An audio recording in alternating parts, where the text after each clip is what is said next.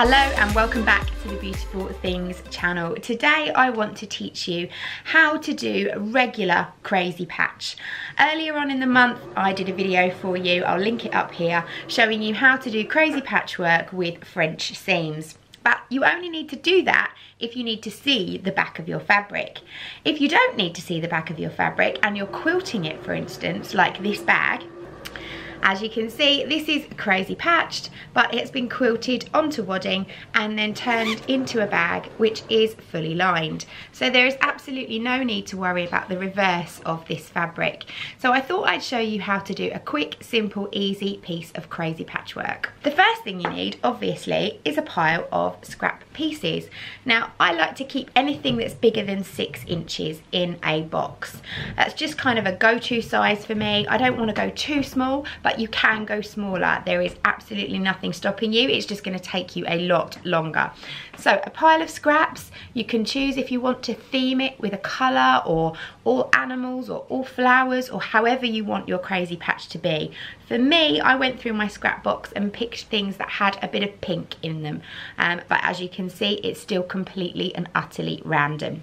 So the first thing to do is take a piece of fabric. I've gone for this cute snail piece, and this is going to be your central piece that you are going to work off of. What you then want to do is find another piece of fabric that has a similar either length or width, because you can join your fabric to any of the 4 sides of your piece of fabric. So I've got this really long strip here, and I've got a short strip here, but their widths are really similar. So I'm going to start with these two, and I'm going to join them right sides together, and I'm going to sew with a 1/4 inch seam allowance. Now I actually use the edge of my presser foot for this because it's almost 1/4 inch, and I just find it much easier. I don't have to think about things when I'm crazy patchworking or worry about following perfect lines on my machine. So I'm going to join this edge with a back tack or securing stitch at the start and the finish of my seam. Once you've sewed it together, you want to turn it over and press your seam open.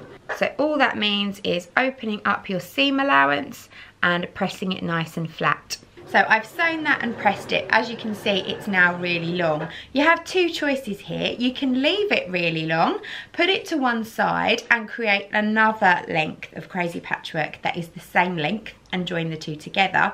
Or you can do what I'm going to do, and I'm just going to cut mine about here, but this piece I can save and I can use further on in my quilting. So I'm going to take my quilting ruler and my rotary cutter, and I'm just going to square it all up at this point. So I'll use the seam that I've just sewn as a straight line, and I'll place my rotary cutter and ruler on that straight line so that I can then take off the top edge,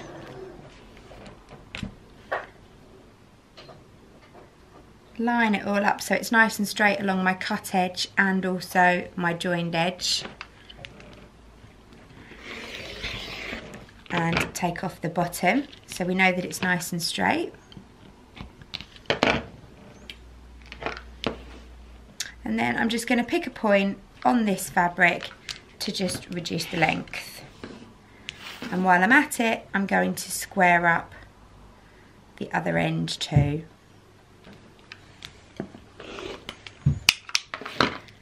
So I now have a nice neat piece of fabric that I know is perfectly square. So the next thing to do is add another piece of fabric to one of the 4 sides of this fabric.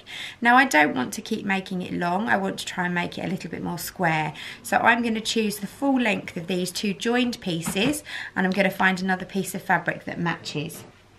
So I'm going to take this piece of watermelon fabric. So as you can see, it's a random size. It's not square, but it is definitely long enough. The first thing that I want to do is create a straight edge along this fabric. So I'm going to take my ruler and create a straight edge along the length. So I've got a little tiny slither here that will go to the scrap bin.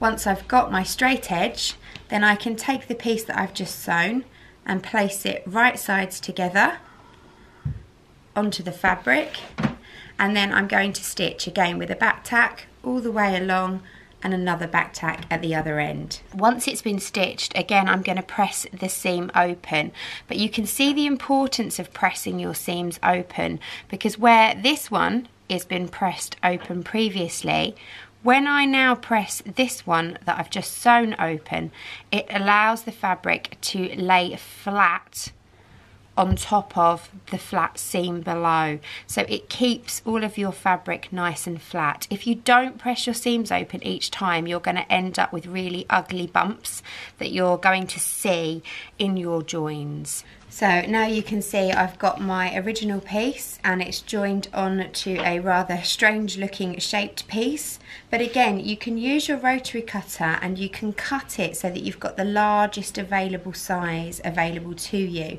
Simply take your ruler along the straight edge that you've previously cut and cut up to remove the slither from the edge. Then you can do exactly the same on the other end. So you're keeping it nice and square, you're lining it up along the edge of the piece that you've already sewn. So you now know that you've got two nice straight sides. The trick is to then straighten up this edge here, and you just want to go with the absolute maximum that you can fabric wise. So I've got a narrow end here and a much wider end here. So I'm going to be guided by my narrow end and this straight seam line that I've got running down here. So I'm going to take my ruler, I'm going to line up along my edge here, and I'm going to line up down my seam line here, and I know that this edge is where I need to cut, so I'm going to remove this slither along here.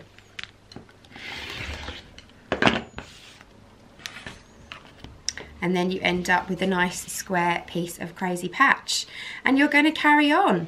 Add a piece of fabric to the narrow edge, or add a piece of fabric to the long edge, or you can put this to one side and build another piece of crazy patch that's a similar size and add it together. And that's what I'm going to do now. So I've now created two separate pieces of crazy patch, but they're both the same width, so I can now join my two pieces together to create one. So I've now got one large piece of crazy patchwork. However, don't get too hung up on it if you don't like the look of it. So for instance, with this one, I've got that one long piece of watermelon fabric on the top and the rest looks really patchworky. If you don't like the look of it, then what you can do is just slice it in half, and you don't have to slice it straight down the middle. You could slice it a little piece off one end. Let me show you. So I've sliced straight down the middle of Lilo and Stitch and My Flamingos. So it was here. All I'm going to do is turn this piece upside down, like so.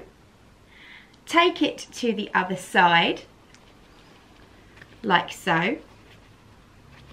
And join it right sides together. It's transferred my watermelon piece to the bottom, and I no longer have one long strip of watermelon. Let me show you. So it's all stitched up, it's all pressed, as you can see, a lot more random than it was. It's quite a large piece, so I'm going to set this to one side, make another piece that's a similar size and join them together.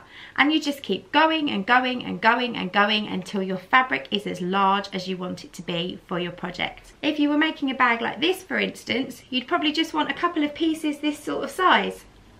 One for the front and one for the back, and then you can create your zip pouch as usual. So I hope you've enjoyed this tutorial. There are loads of uses for crazy patchwork, whether you're making a simple quilt or a bag or a box or a table mat.